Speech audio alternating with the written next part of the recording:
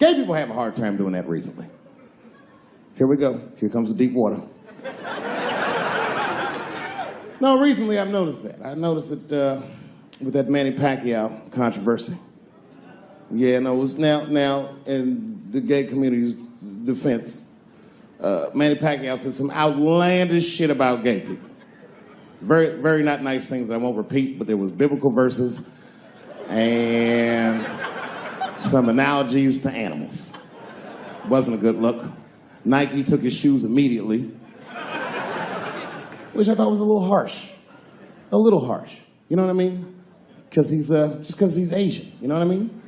Fuck, you gonna take shoes off an Asian dude to appease a gay dude? You know what I mean? No? You don't know what I mean. But Asian people kind of know what I mean. No? No Asians in the front? No? No, this is what I mean. Okay, look. Okay, you're an Asian dude. No, I say this with no disrespect. But we're all Americans, right? And we can agree that America has a huge body count all over the world, but nowhere more than Asia. Literally, if you look at history, recently, we have bombed the masculinity out of an entire continent. We dropped 2 atomic bombs on fucking Japan, and they've been drawing Hello Kitty and shit ever since. There's a lot of lady boys in the wake of our bombs. And I know these things because my wife is Asian. She's Filipino. All right, well, okay, so that explains it. Now you know why you see me at all those Filipino events. I'm out there picking up pussy, I'm dropping some off.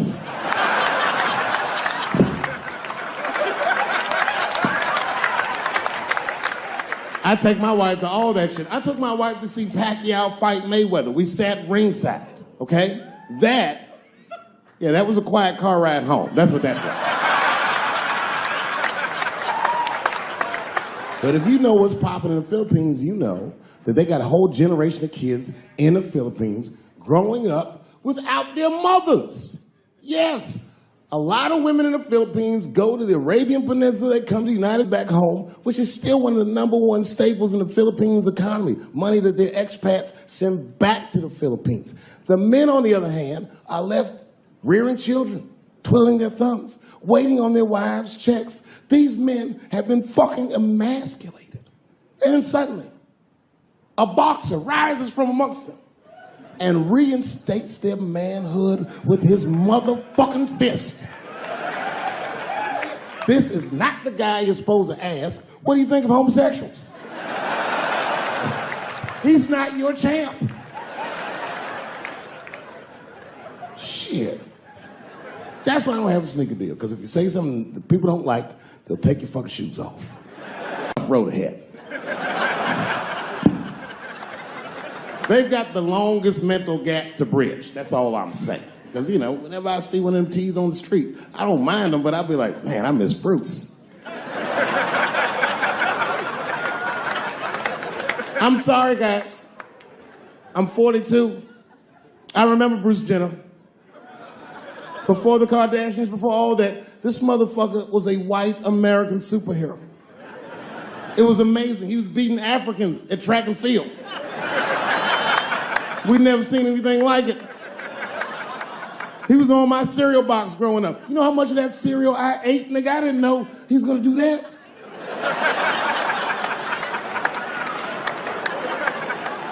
I knew before you guys knew.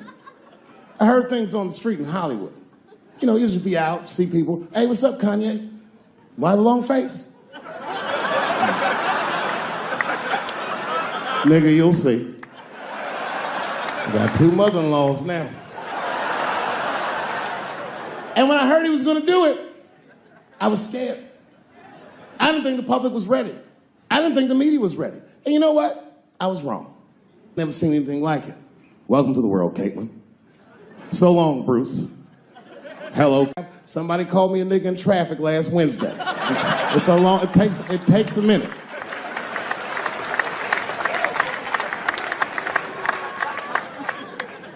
My wife's friend, Stuart, told me that. My wife has a lot of gay friends. Stuart's their leader.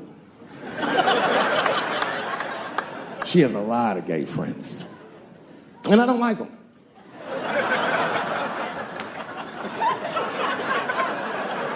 Not because they're gay, I'm just judging them on the merits of their character. They're just not nice dudes. They're fucking rude house guests. They're sitting on my couch, giggling with my wife, eating my motherfucking macaroons. And I come in, they act like the party's over. Hey, Stuart, what's going on? This guy talks to me the way a cat would speak if a cat could talk. Hi, David.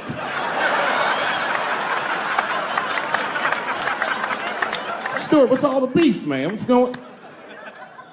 He always wants to have some kind of gay political argument. The last one was about a petition in federal court to take the words husband and wife out of the law. I said, well, why would you want those words out the law? He said, because it discriminates against same-sex couples. I was like, niggas, please save me the semantics. Just trust me, take your chips and get the fuck out of the casino. You're about to side, talk that over amongst yourselves, and whichever one of you is gayer, that's the wife.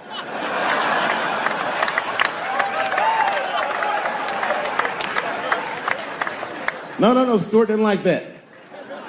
Stuart educates me about this movement, you know what I mean? I didn't even know shit about it. He told me it's called LBGTQ.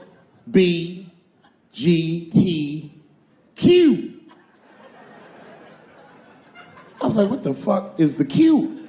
Does that even make sense, Q? Turns out Q is like the vowels. That shit is sometimes Y.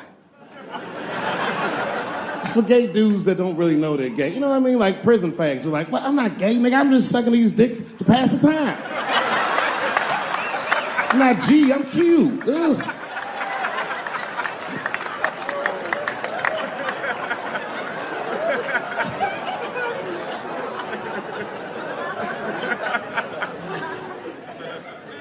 I think, okay, again, of all those letters, the T has the toughest road ahead. In fact, I think the T should stand for tough. If Martin Luther King had a sneaker deal, we'd still be on the back of the bus. They always true, the Nike exec would come up, hi, Martin, we need you to tone down the talk of civil rights and blacks being humans. It's upsetting our southern distributors. But I don't understand. I thought that's why I had a sneaker deal in the first place. Not quite. Really, it's a walking shoe, and we like the marching, but try to understand. Fuck that shit. You know, I get it, though. I understand why gay people are mad, and I empathize. You know what? I'm just telling you, this is a black dude. I support your movement, but if you want to take some advice from a Negro, pace yourself. These things take a while. Just because they passed the law doesn't mean they're going to like it. Brown versus Board of Education was in 1955. I was shocked. Is this happening? Wait a minute. Is this a time in American history when an American can make a decision for themselves, and even though other Americans don't understand it, they'll support it and let this person live a happy life? Is this what's happening? If it is, then good for America. That's Dave Chappelle, the American. Although Dave Chappelle, the black American, he was a little jealous. I was like, how the fuck are transgender people beating black people in the discrimination Olympics? If the police shot half as many transgenders as they did niggas last year, it'd be a fucking war in LA. I know black dudes in Brooklyn, hard street motherfuckers that wear high heels just to feel safe.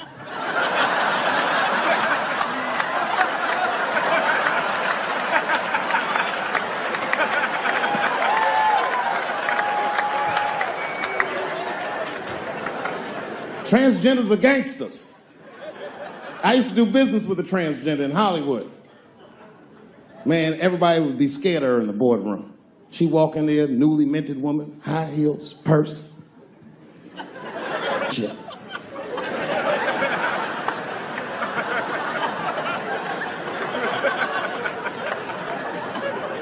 And then she walked to the head of the conference table, stare at us all, reach in her purse and pull her old dick out and throw it on the table. Let's talk business, gentlemen. Ah!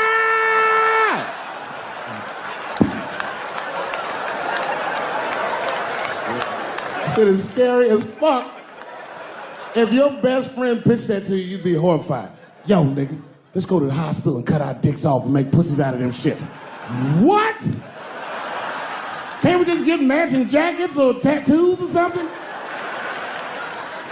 Sure, that's what you want to do? There's only one way to find out, nigga. Wu-Tang, bow, bow. Let's go to the club and trick niggas into fucking us, yeah. Gay people have a hard time doing that recently. Here we go. Here comes the deep water. No, recently I've noticed that. I noticed it with that Manny Pacquiao controversy. Yeah, no, it was now in the gay community's defense, Manny Pacquiao said some outlandish shit about gay people. Very, very not nice things that I won't repeat, but there was biblical verses and some analogies to animals. Wasn't a good look. Nike took his shoes immediately, which I thought was a little harsh. A little harsh. You know what I mean? Because he's, just because he's Asian. You know what I mean? Fuck, you gonna take shoes off Asian dude to appease a gay dude. You know what I mean? No? You don't know what I mean. But Asian people kind of know what I mean. No? No Asians in the front? No? No, this is what I mean. Okay, look. Okay, you're an Asian dude. No, I say this with no disrespect. But we're all Americans, right? And we can agree that America has a huge body count all over the world. But nowhere more than Asia. Literally, if you look at history, recently, we have bombed the masculinity out of an entire continent. We dropped 2 atomic bombs on fucking Japan, and they've been drawing Hello Kitty and shit ever since. There's a lot of lady boys in the wake of our bombs. And I know these things because my wife is Asian. She's Filipino.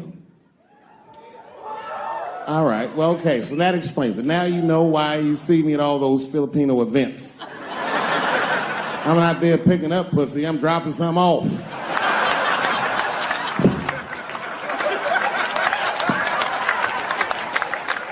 I take my wife to all that shit. I took my wife to see Pacquiao fight Mayweather. We sat ringside, okay? That was a quiet car ride home. That's what that was. But if you know what's popping in the Philippines, you know that they got a whole generation of kids in the Philippines growing up without their mothers. Yes, a lot of women in the Philippines go to the Arabian Peninsula, they come to the United back home, which is still one of the #1 staples in the Philippines economy, money that their expats send back to the Philippines. The men, on the other hand, are left rearing children, twiddling their thumbs, waiting on their wives' checks. These men have been fucking emasculated. And then suddenly, a boxer rises from amongst them and reinstates their manhood with his motherfucking fist. This is not the guy you're supposed to ask, what do you think of homosexuals? He's not your champ. Shit. That's why I don't have a sneaker deal, because if you say something that people don't like, they'll take your fucking shoes off. Road ahead. They've got the longest mental gap to bridge. That's all I'm saying. Because, you know, whenever I see one of them T's on the street, I don't mind them, but I'll be like, man, I miss Bruce. I'm sorry, guys. I'm 42. I remember Bruce Jenner. Before the Kardashians, before all that, this motherfucker was a white American superhero. It was amazing. He was beating Africans at track and field. We'd never seen anything like it. He was on my cereal box growing up. You know how much of that cereal I ate, nigga? I didn't know he was gonna do that.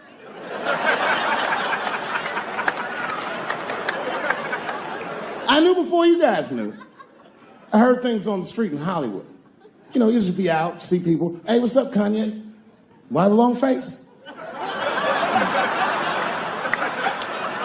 Nigga, you'll see. Got 2 mother-in-laws now. And when I heard he was gonna do it, I was scared. I didn't think the public was ready.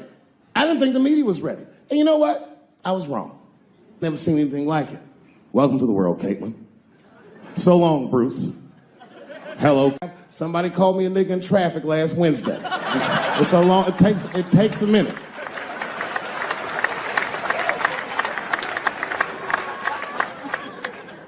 My wife's friend, Stuart, told me that. My wife has a lot of gay friends.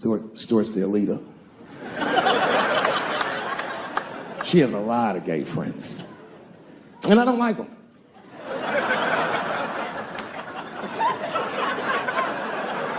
Not because they're gay, I'm just judging them on the merits of their character. They're just not nice dudes. They're fucking rude house guests. They're sitting on my couch, giggling with my wife, eating my motherfucking macaroons. And I come in, they act like the party's over. Hey, Stuart, what's going on? This guy talks to me the way a cat would speak if a cat could talk. Hi, David.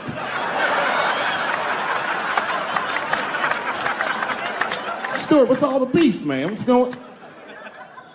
He always wants to have some kind of gay political argument. The last one was about a petition in federal court to take the words husband and wife out of the law. I said, well, why would you want those words out the law? He said, because it discriminates against same-sex couples. I was like, niggas, please save me the semantics. Just trust me, take your chips and get the fuck out of the casino. You're by the side, talk that over amongst yourselves, and whichever one of you is gayer, that's the wife.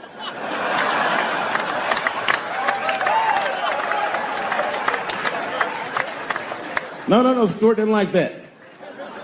Stuart educates me about this movement, you know what I mean? I didn't even know shit about it. He told me it's called LBGTQ.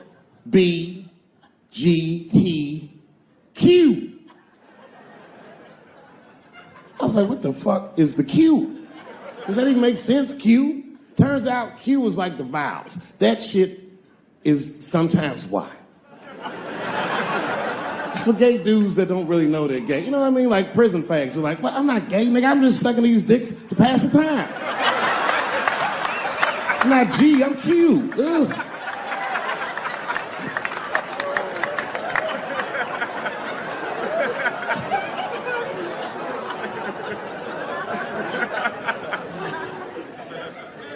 I think, okay, again, of all those letters, the T has the toughest road ahead. In fact, I think the T should stand for tough. If Martin Luther King had a sneaker deal, we'd still be on the back of the bus. They always true, the Nike exec would come up, hi, Martin, we need you to tone down the talk of civil rights and blacks being humans. It's upsetting our southern distributors. But I don't understand. I thought that's why I had a sneaker deal in the first place. Not quite. Really, it's a walking shoe, and we like the marching, but try to understand. Fuck that shit. You know, I get it, though. I understand why gay people are mad, and I empathize. You know what? I'm just telling you this is a black dude. I support your movement, but if you want to take some advice from a Negro, pace yourself. These things take a while. Just because they passed the law doesn't mean they're going to like you. Because Brown versus Board of Education was in 1955. I was shocked. Is this happening? Wait a minute. Is this a time in American history when an American can make a decision for themselves, and even though other Americans don't understand it, they'll support it and let this person live a happy life? Is this what's happening? If it is, then good for America. That's Dave Chappelle, the American. Although Dave Chappelle, the black American, he was a little jealous. I was like, how the fuck are transgender people beating black people in the discrimination Olympics? If the police shot half as many transgenders as they did niggas last year, it'd be a fucking war in LA. I know black dudes in Brooklyn, hard street motherfuckers that wear high heels just to feel safe.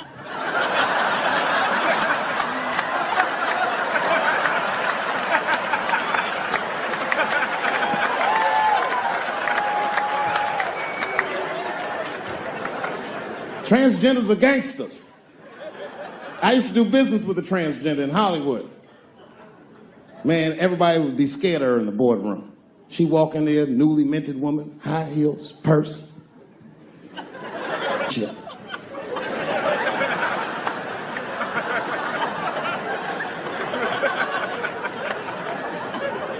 And then she walked to the head of the conference table, stare at us all, reach in her purse and pull her old dick out and throw it on the table.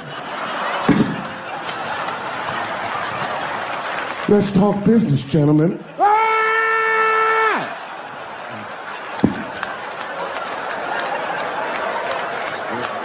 Shit is scary as fuck. If your best friend pitched that to you, you'd be horrified. Yo, nigga, let's go to the hospital and cut our dicks off and make pussies out of them shits. What? Can't we just get matching jackets or tattoos or something? Sure, that's what you want to do? There's only one way to find out, nigga. Wu-Tang, bow, bow. Let's go to the club and trick niggas into fucking us, yeah. You know, you hear all those letters together all the time, LBGT, LBGT, and you think it's just one big movement. It's not.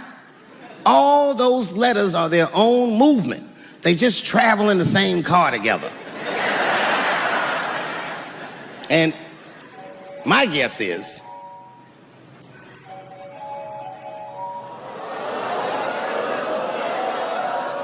what is this, high school? This nigga probably got a babysitter or something. Go and answer your phone, nigga. Just get that shit out of here. I'm in the middle of something important. Wouldn't it be funny if we made fun of him? He was like, and he went outside like, hello? Mama's dead. Oh, no! Mama's dead.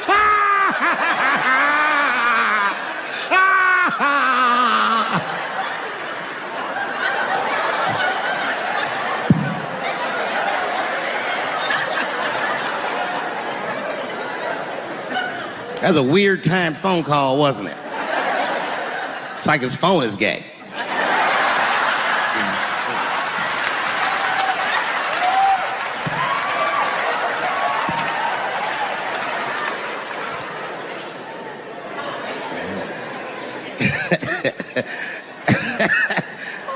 Like I was saying, my guess is the G's are driving that car. That makes sense to me, because there's white men in the G's. And these people are trying to get around discrimination and oppression. And you know how white dudes are. We know these roads. In fact, we built these roads. The rest of you buckle up. We'll get you to where you want to go. Grow up, that doesn't make me gay. I just titty fucked her. These titties are as real as any titties in LA. It's 2 o'clock in the morning. I was just borrowing a little friction from a stranger. Whoops.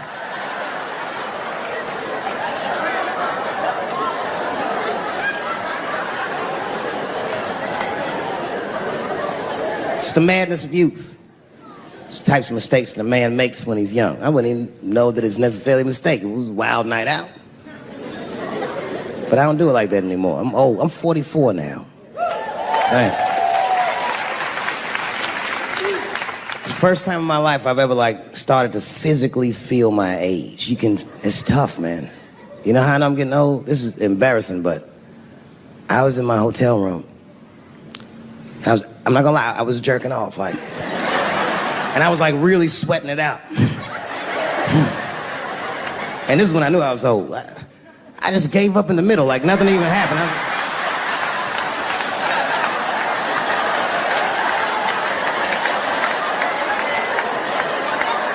I don't like looking at my dick anymore.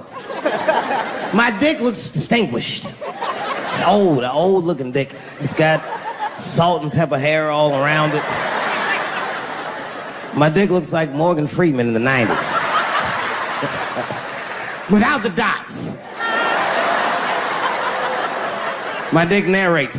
Dave pulled me out and started jerking me around and jerking me around. But not with the same vigor as when he was young. He and I both knew nothing was coming out.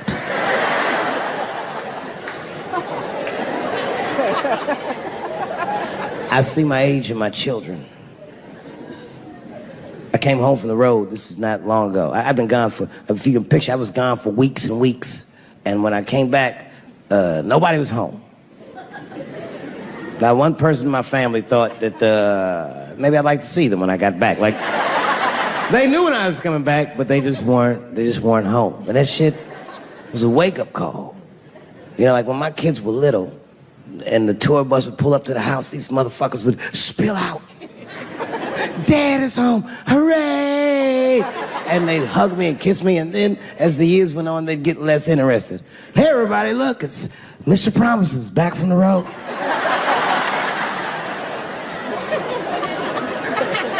But empty house, that's some cold shit. And I went into my oldest son's room. I was like, hello, hello. He was gone.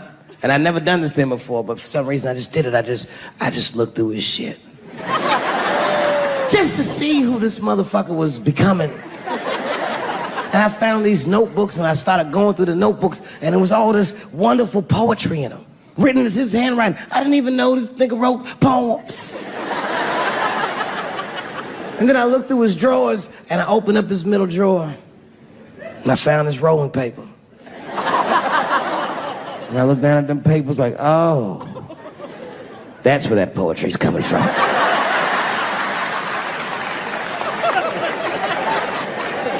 And that shit broke my heart. I mean, I smoked weed, but I mourned my son's innocence. And I cried a little bit. And I took his papers upstairs to my room. Rolled some weed that I'd hid from the family. And I got really high. And then I got paranoid, so I put his papers back how I found them. So he wouldn't know what I was up to. This nigga won't even know that happened until he sees the special.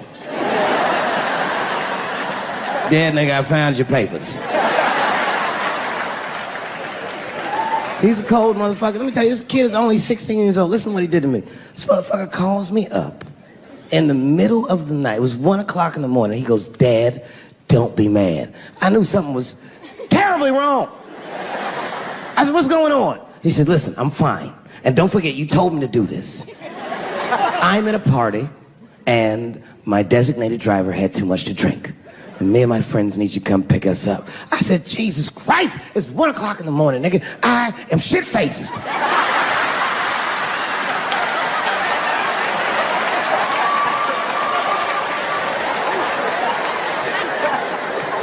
But I figured, fuck, it's better me than some kid. I might as well roll the dice and go pick my nigga up. I said, all right, I'm coming to get you. Just give me the address and I'll be right there. And then he gave me the address and I was shocked. I said, son, you are not gonna believe this, but I'm at the same party, nigga.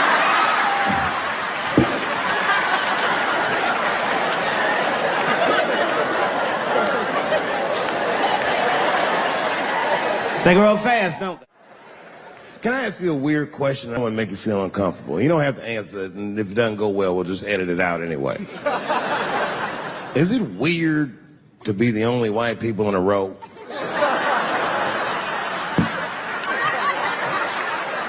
Is it weird? I mean, you can be honest. Does it feel strange? Are you worried at all? Give me your money, motherfucker. I'm just fucking around. I'm just saying. This guy got ice in his veins. He didn't even buckle. You know, like many black men my age, the first time I voted was 8 years ago. Right. I saw Obama on TV and said, oh, I'm voting for this nigga. I remember the day I voted for Obama. I voted in Ohio, and my vote matters in Ohio. Ohio is a battleground state. But when I pulled up to the polls, all the soldiers were in line. There were so many black people in that goddamn line. I didn't even know it was a polls. I thought it was a check cashing place.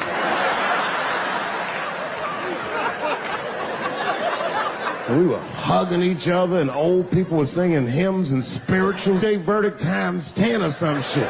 I've never seen black people that happy. 8 years later, I'm pulling up to the polls again. This time I'm driving a brand new Porsche because the Obama years were very good to me.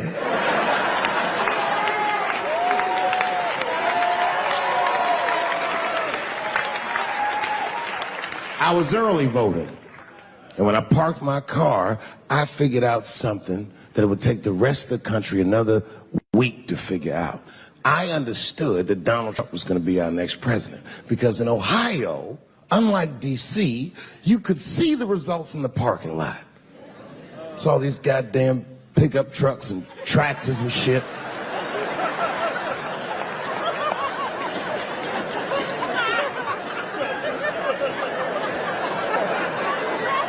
And then I walked up and I saw a long, long line of dusty white people.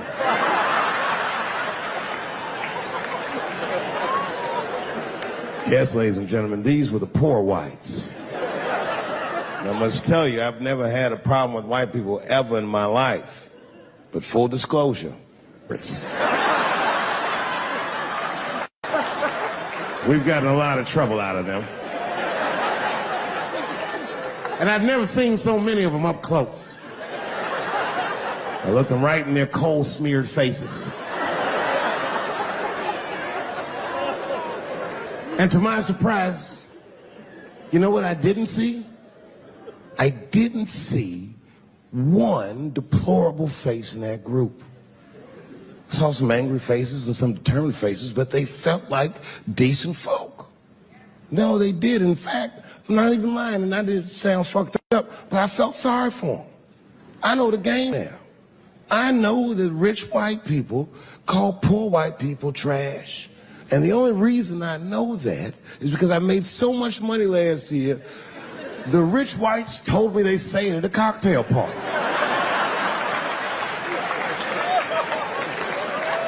And I'm not with that shit.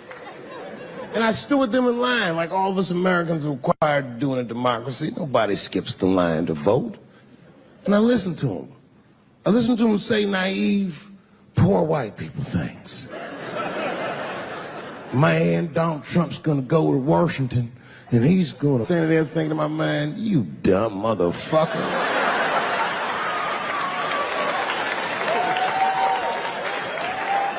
You are poor. He's fighting for me.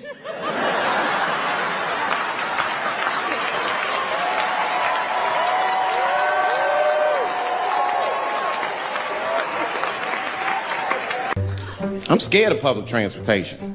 I was on a bus that was held hostage. It wasn't life-threatening. I don't want to give you that impression. It was R. Kelly, but the shit was scary, son. It was scary. Eat all my beans, Nick. R. Kelly pissed on his victim. Right before it happened, I was on the bus smoking a cigarette. It's a long story. It's not the coolest shit I ever did. And people freaked out. Sir! Sir, put that goddamn cigarette out, okay? This is everybody's air, sir. I flicked it. I didn't want any trouble.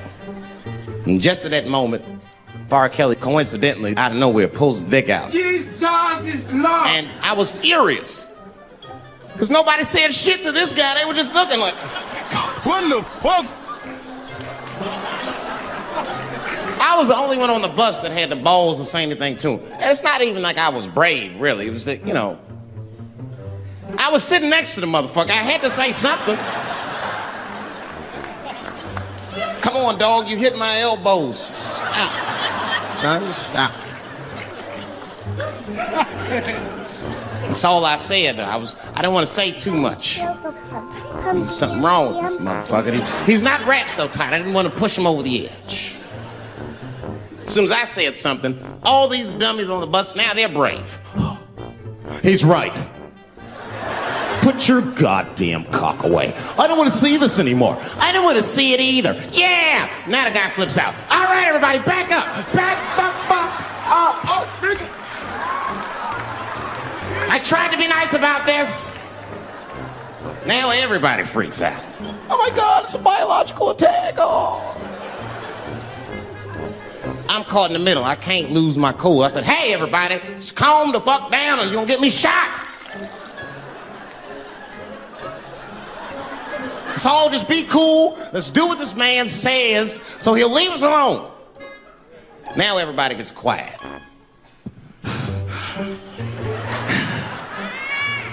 That's better. That is better. And then he started walking up and down the aisles, just terrorizing us.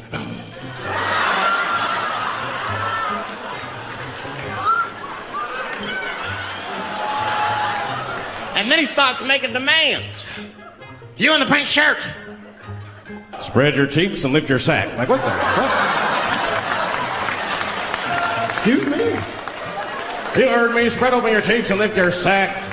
Hello, darkness, my old friend. You! Stick your finger in your butt! Why? Oh, God, why is this happening? Oh, God, oh, God.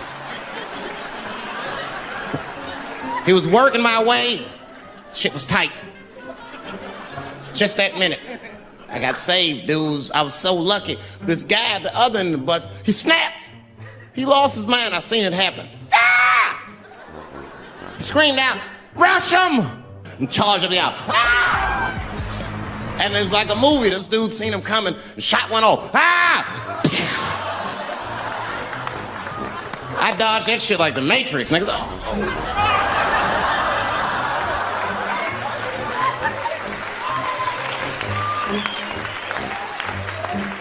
The guy behind me wasn't so lucky, y'all. No!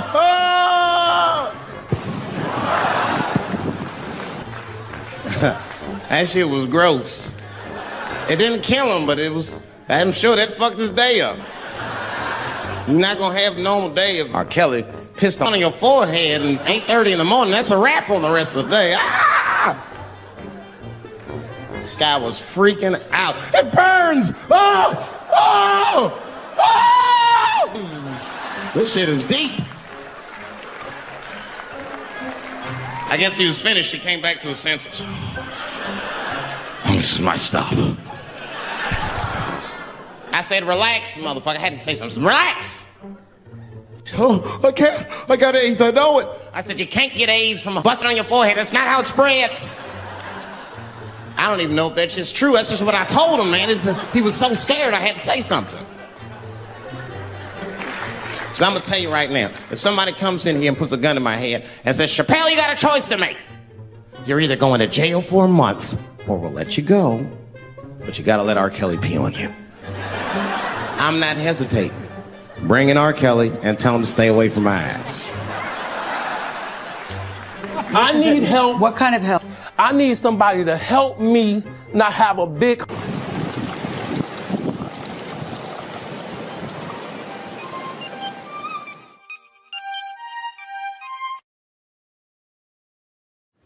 All power and glory go to God. All greatness is from God. When a hero stumbles, well, the cowards rejoice. Nothing feels better to a coward than to watch a brave guy fall.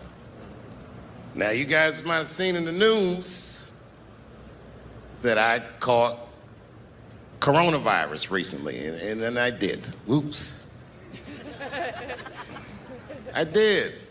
Because in the beginning of the pandemic, I talked to a guy in the live entertainment business, and I said, when can we go back to work? He said, probably sometime in 2022. And I said, there's no fucking way I can wait that long. And I just tried to find a way that I could work. You see what we've been doing.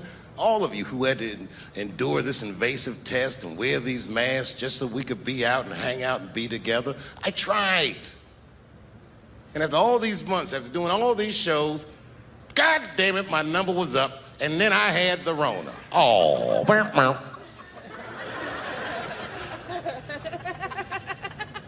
cowards rejoice at a time like this because they're so invested in being afraid. And when I said I had the coronavirus, the overwhelming majority of people wished me well. Said, we hope you get better, take care of yourself. We don't want anything bad to happen to you. But there was a faction of people, the cowards, who said, you see that, Dave Chappelle? That's why we stay inside where it's safe, and we never try anything. Well, enjoy yourselves, motherfuckers, because I'm better now.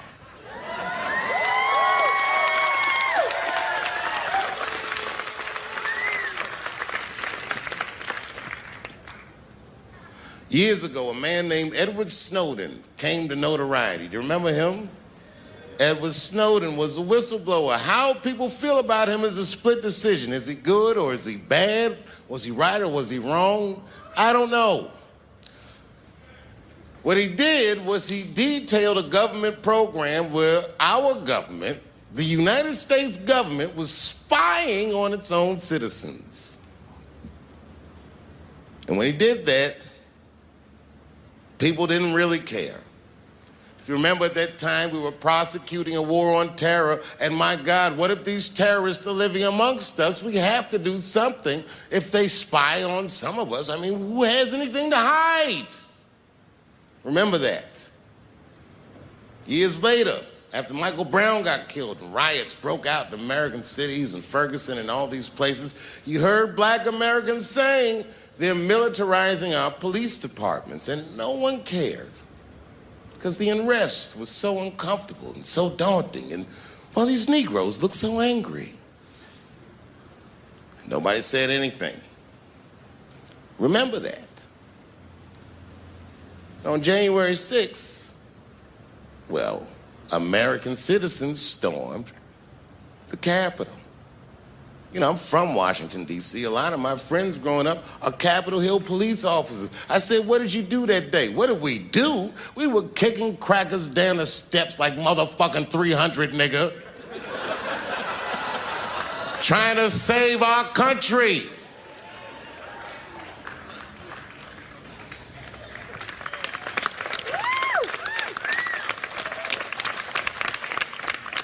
Watch the tapes.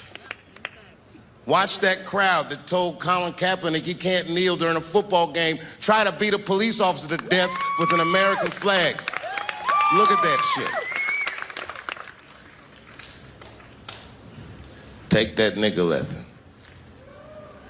Take this nigga lesson. What was Edward Snowden talking about? Who is the terrorist now that they're looking for? It's you, not me. Not my black Muslim ass, it's you. Who are they militarizing the police for? They didn't call the National Guard on my black ass.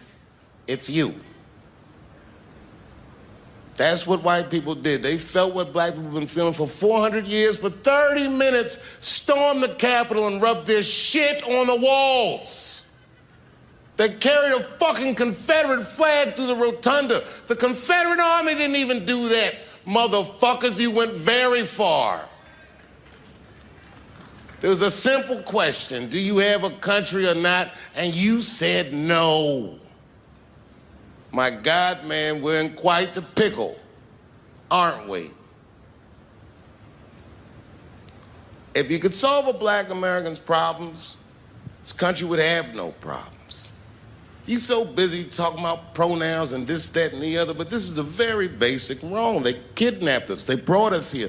They treated us like shit. And all the time that they did that, they were afraid that we would do what you would do in the same situation. But did we storm the halls of the Capitol and rub our shit on the walls? Well, of course not. If that would have worked, we would have tried it. I know how to solve my problems. You need to know how to solve your problems. You need to know where your power lies. You are Americans, so your power lies in each other.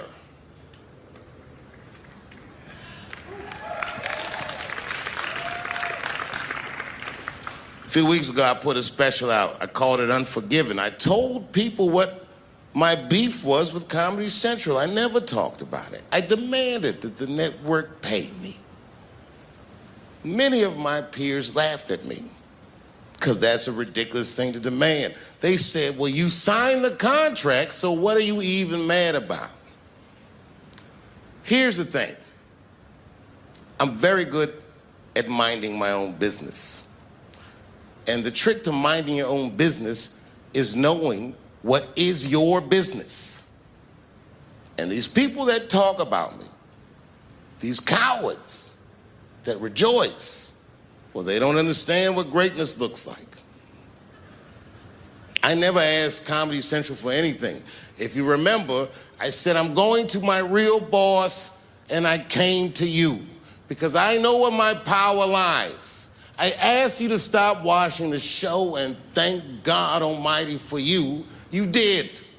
You made that show worthless because without your eyes, it's nothing.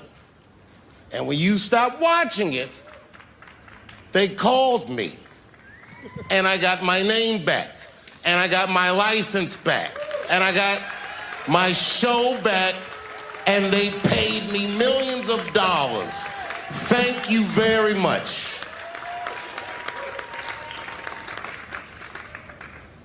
When I took 12 years off and you put me right back on top when I came back, I couldn't thank you enough. You have kept me free.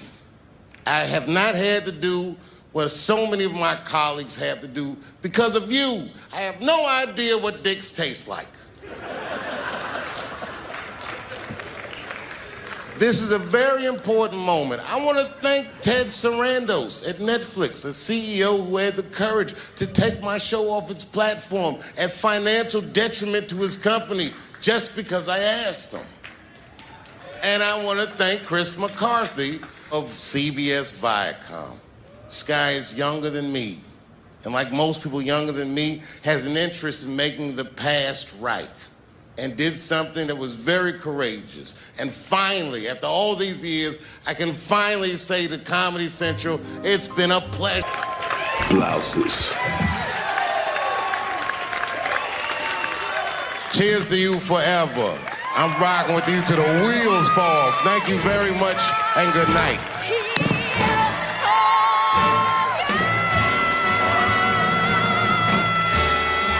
I'm rich, bitch! Dave Chappelle!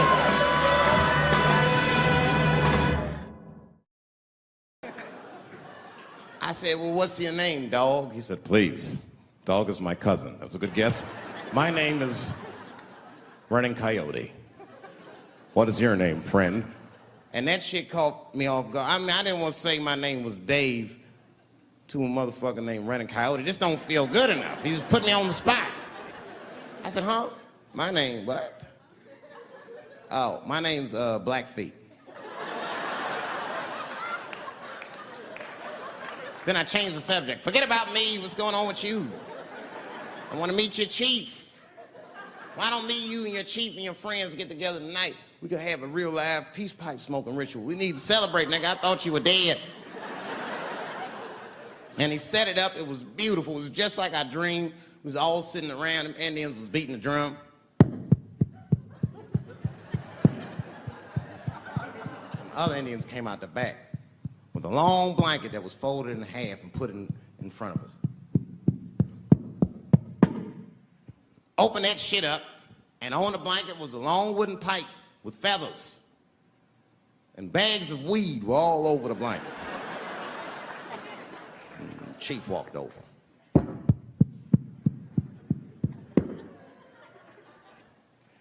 The big ones are 50. The little ones are 25. And these are 10.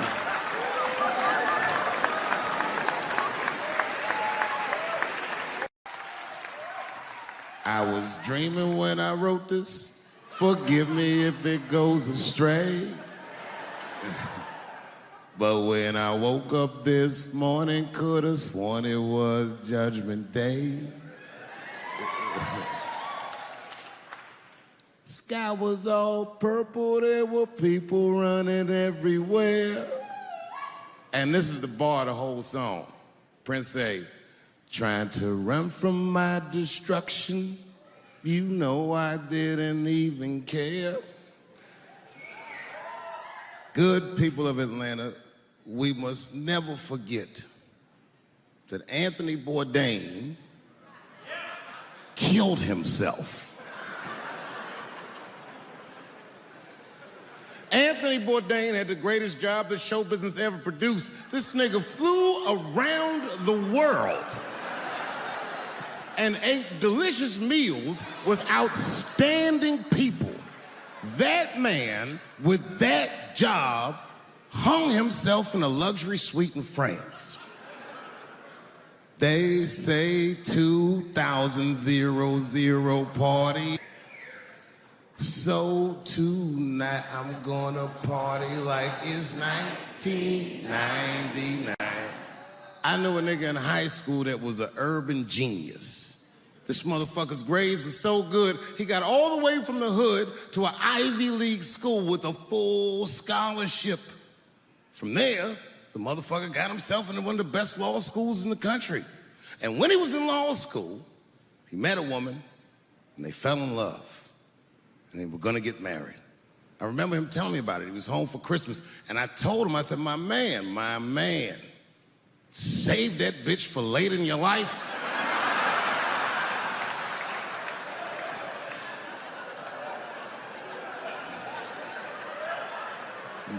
But he's in love. He didn't listen to me. He married her while he was in law school. And sadly, they got divorced while he was in law school. He was a street nigga from the hood. This man had nothing. And that bitch took half of that.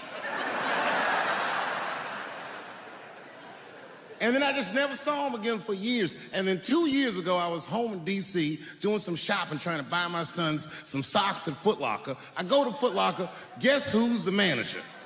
That nigga. Shit. This motherfucker is 45 years old. We went out drinking that night, just trying to catch up.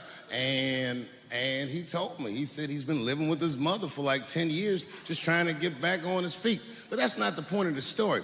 The point of the story is, never occurred to this nigga to kill himself. He's alive and well in D.C.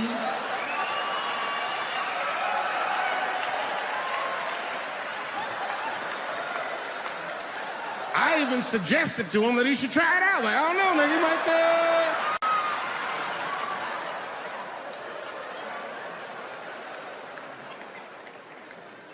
Nobody's life is perfect. No matter what it looks like from the outside, you don't know what the fuck's going on inside. I have a great life, but it's not a perfect life. But it's good. My shit's like an above ground pool. You ever seen one of them? Yeah, it's a pool.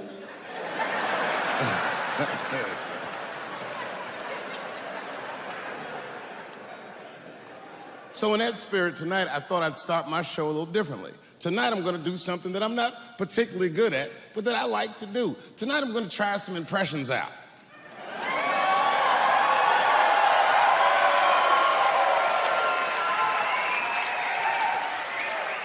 I only got 2. All right, the first impression's kind of dumb, but I like it. This is my impression. You ready? This is my impression of the founding fathers of America when the Constitution was being written. You ready? Here it goes. Hurry up and finish that Constitution, nigger. I'm trying to get some sleep. It's not bad, right? All right, the next one.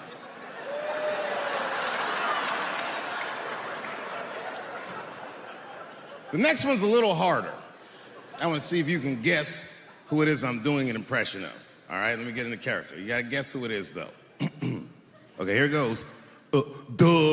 Hey, if you do anything wrong in your life, and I find out about it, I'm going to try to take everything away from you. And I don't care when I find out. Could be today, tomorrow, 15, 20 years from now. If I find out, you're fucking finished. Who's that? That's you. That's what the audience sounds like to me. That's why I don't be coming out doing comedy all the time, because y'all niggas is the worst motherfuckers I've ever tried to entertain in my fucking life. Oh. I'm goddamn sick of it. This is the worst time ever to be a celebrity. You're gonna be finished. Everyone's doomed. Michael Jackson has been dead for 10 years, and this nigga has 2 new cases.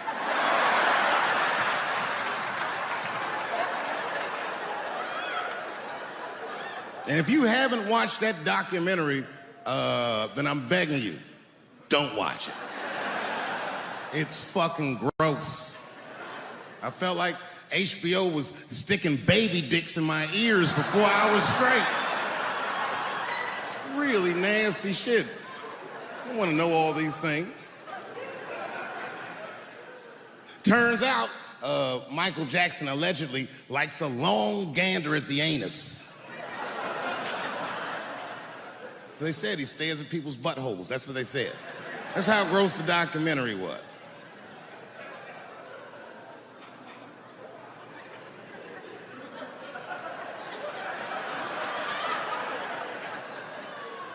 I'm gonna say something that I'm not allowed to say. But I gotta be real. I don't believe these motherfuckers. I believe it. But let me qualify the statement. I am what's known on the streets as a victim blamer. You know what I mean? If somebody come up to me like, Dave, Chris Brown just beat up Rihanna. I'll be like, well, what did she do?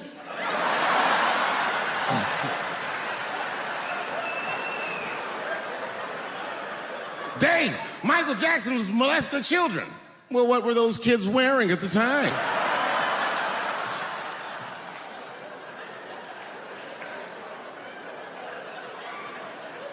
I don't think he did it. But you know what? Even if he did do it, you know what I mean?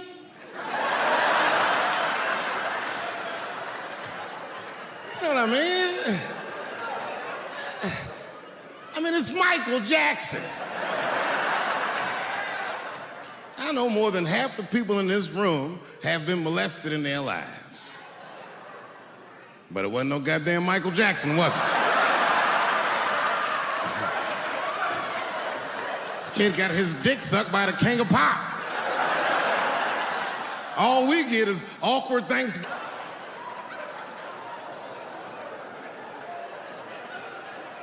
You know how good it must have felt to go to school the next day after that shit?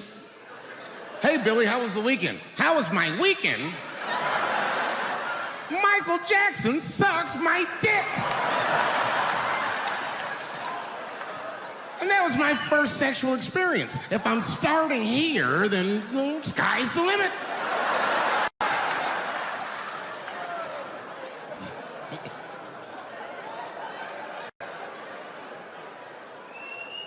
I know it seems harsh, but man, somebody's got to teach these kids.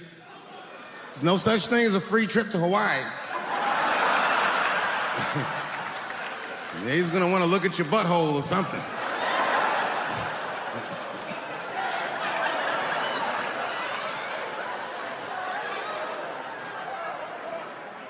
You know why I don't believe it? You know why I don't believe it? Because if Michael Jackson's out here doing all this molesting, then why not Macaulay Culkin? Macaulay Culkin said in an interview that Michael Jackson never did anything inappropriate with him or even around him. Think about that shit. You know, I'm not a... But if I was... Macaulay Culkin's the first kid I'm fucking, I'll tell you that right now.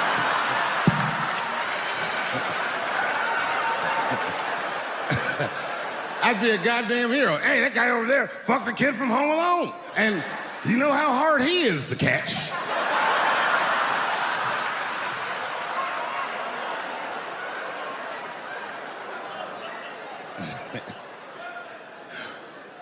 My mind's telling me no.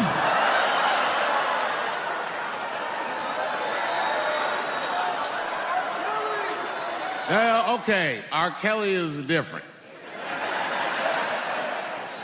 I mean, you know, if I'm a betting man, I'm gonna put my money on he probably did that shit. I'm pretty sure he did that shit.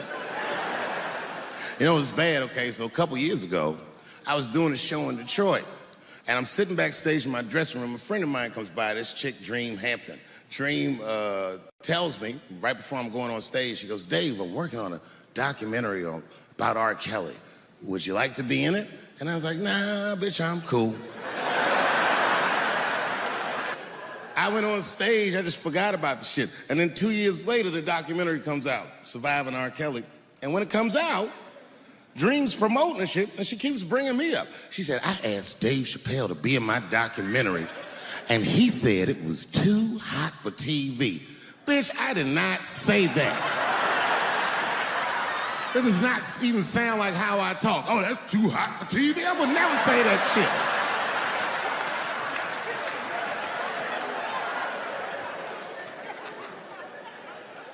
But I'm gonna tell you guys why I wasn't in the documentary. There's a very simple reason, and I cannot stress this point enough. The only reason that I didn't do it was because, and it's very important, I don't know this nigga at all. I don't know anything. I don't know anything that they don't tell me about. I don't hang out with this nigga. Nothing. So what the fuck do I got to be in the documentary for? This guy, R. Kelly, got another sex tape out now. Can't believe that shit. This guy makes more sex tapes than he does music. He's like the DJ one. Like, damn, nigga. It's a lot of tapes. The new one's so bad that they didn't even show it. I've never seen anything like this. The prosecutor in Chicago came out in a press conference and read to the media a transcript of a sex tape. Have you ever heard of such a thing? This nigga read the sex tape. And it was so bad that R. Kelly sounded guilty in the transcripts. It's fucking amazing. 16 times the girl's age was mentioned. Isn't that crazy? This motherfucker's an idiot. He was fucking her like, yeah, this is the best 14-year-old pussy I've ever had in my life. And she was like, you like this 14-year-old pussy? He's like, oh yeah, I love this 14. I'm like, man, you need to shut the fuck up. You gotta give your lawyer something to work with. You're supposed to be on the tape like, this is the best 36-year-old pussy I've ever had in my life. And then your lawyer gonna be like, Your Honor, clearly my client thought that this woman was 36, as he mentioned some 16 times in the tape. They gonna know you lying though, you know what I mean? Everybody knows no such thing.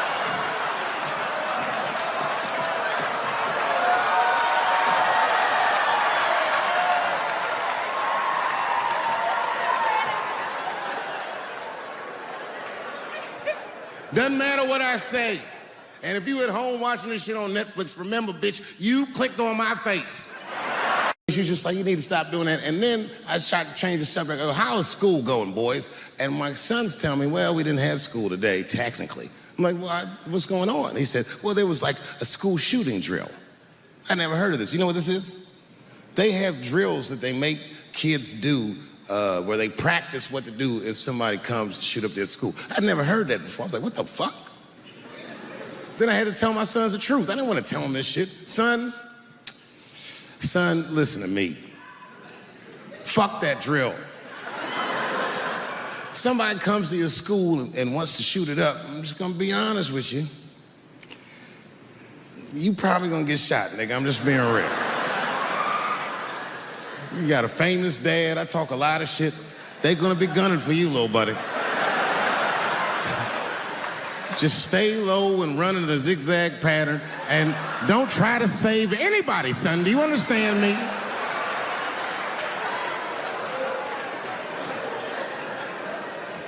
Why would you have kids rehearse for some shit they have no control over? All you're doing is training these kids to worry. It's the stupidest drill I've ever heard of. And while you're in there training them during these drills, listening and learning like the other kids, sitting in the back. Where are we supposed to meet?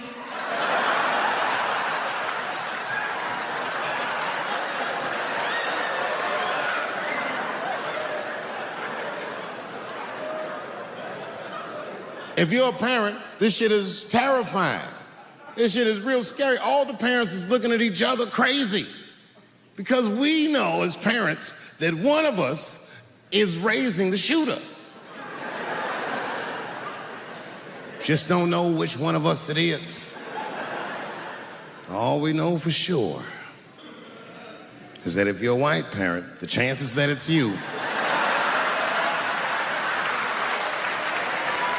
exponentially higher than the rest of us.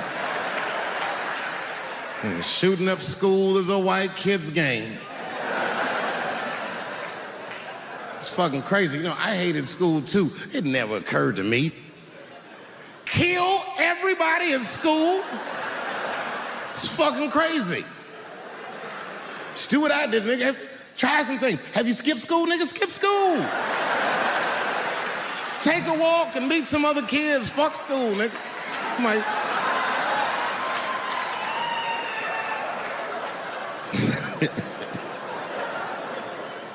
Some scary shit. I've given this a lot of thought.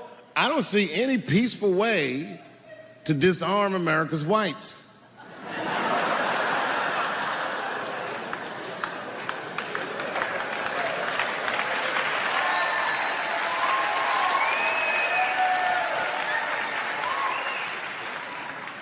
There's only one thing that's going to save this country from itself.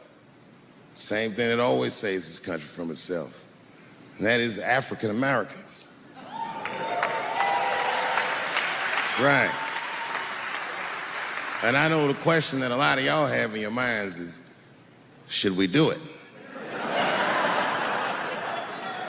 Yeah, fuck yeah, we should do it. Listen, no matter what they say or how they make you feel, remember, this is your country too. It is incumbent upon us to save our country. And you know what we have to do. This is a fucking election year. We got to be serious. Every able-bodied African American must register for a legal...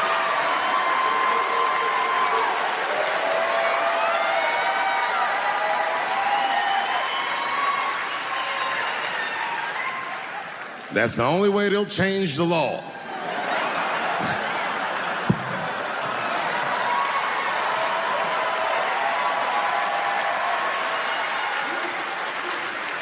I hate guns, personally. I can't stand them. Yeah, but I have several.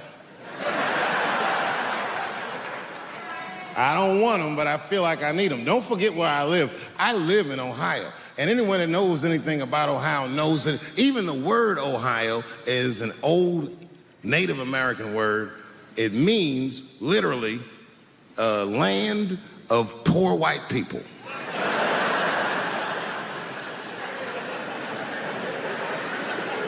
And I don't know what's going on down here, but in my experience, poor white people love, and I mean they fucking love, heroin. They can't seem to get enough of it. I didn't even know what I was looking at first. I was just driving like, why are all these white people so sleepy out here? These things... It's really bad. As a matter of fact, I was coming out of a nightclub the other night in Dayton, and I'd parked my car in the alley, and no one was out there. I didn't have no bodyguards or nothing. I was home. I figured everything was fine. And as soon as I opened my car door, all by myself, suddenly one of these heroin-addicted whites just pops out of a trash can. It scared the shit out of me. I screamed, ah!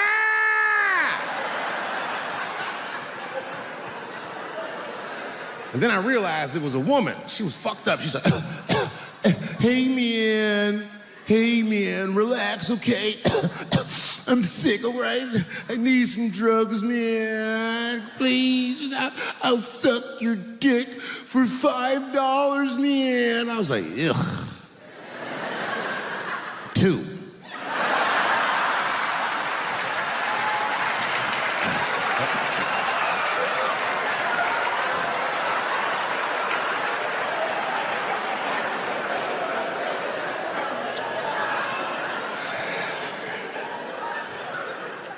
Obviously, I'm joking.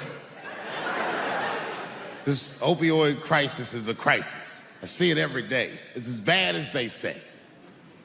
It's ruining lives. It's destroying families. Sadly, you know what reminds me of us? These white folks look exactly like us during the crack epidemic. You know, it's really crazy to see. And all this shit they talk about on the news about how divided the nation is, I don't believe it. I feel like nowadays we're getting a real good look at each other. It's wild because I even have insight into how the white community must have felt watching the black community go through the scourge of crack. Because I don't care either. Hang in there, whites. Just say no. What's so hard about that?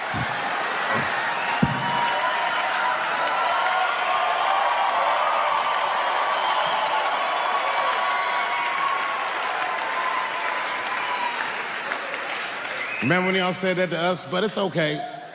There's no grudges. Now you finally got it right. Once it started happening to your kids, you realize it's a health crisis. These people are sick. They are not criminals. They are sick.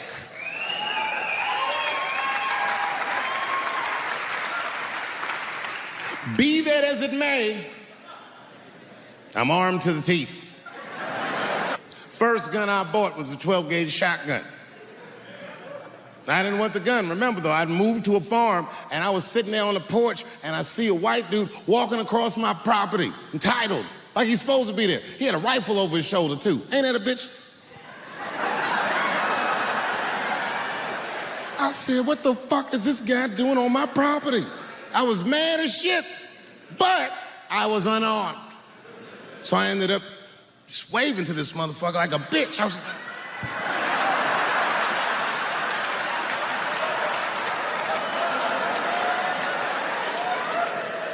And as soon as he got far enough away, I ran to my car and sped to Kmart. This is in a rural white area. And remember, I was nervous because the guy was on my property. I'm black and I was sweaty. You know what I mean? And I ran to the gun counter, black and sweaty, sweating and black.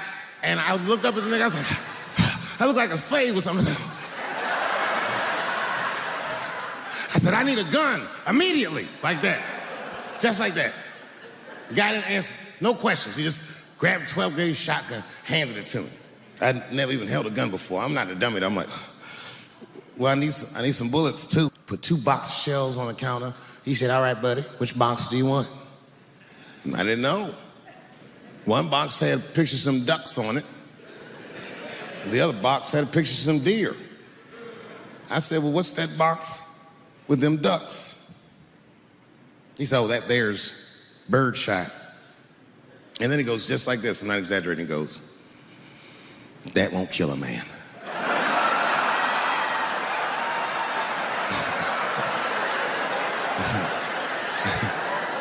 He said, it'll just pepper him up nicely. I said, what the fuck? Pepper? You know what it means to pepper a motherfucker up? It means that when the shell explodes, hot BBs will shoot out of the barrel of the gun, not killing a motherfucker, but penetrating their skin and shallow flesh. Boy, that's gotta hurt. Hot BBs? Ha, ha! Remember when Dick Cheney shot a motherfucker in the face and he lived? That was birdshot. I said, well, what's that box with the deer on it? He goes, oh, that there's buckshot. That'll put a hole in the goddamn truck if you wanted to. Hung with the deer up and shook it.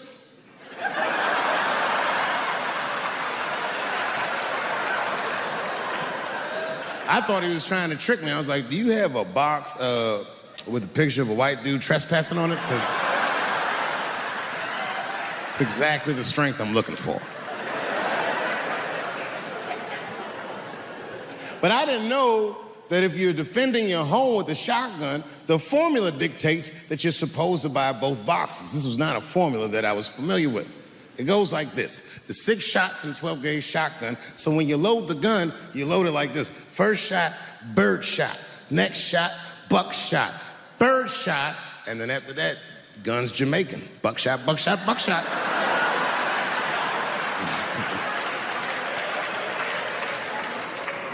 She got to picture it, okay? Like, say I'm in bed and sleeping, and suddenly my wife wakes me up. David, wake up. And I'm like, oh, look who's come around. And I pull my dick over the top of my pajamas.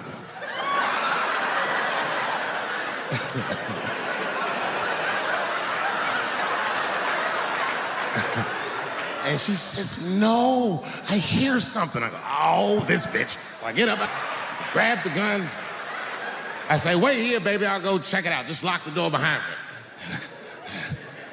Oh my God, she's right there in the kitchen is a heroin-addicted white, and he's digging through the change jar by the door. I worked really hard for that change. I gotta do something. So first, I wrap the shotgun. Hey, motherfucker, click, clack. That's a test. That click, clack sound will stop a rational human being in their tracks. But sure enough, this person is not rational. They're sick on drugs. They're digging in the change. I gotta act fast. This nigga's almost got $1.50. I warned you, Berkshire. And there it goes. Hot BBs will permeate his yellow heroin skin. Remember, I'm not killing him. I'm just peppering him up nice. He lets out a heroin scream.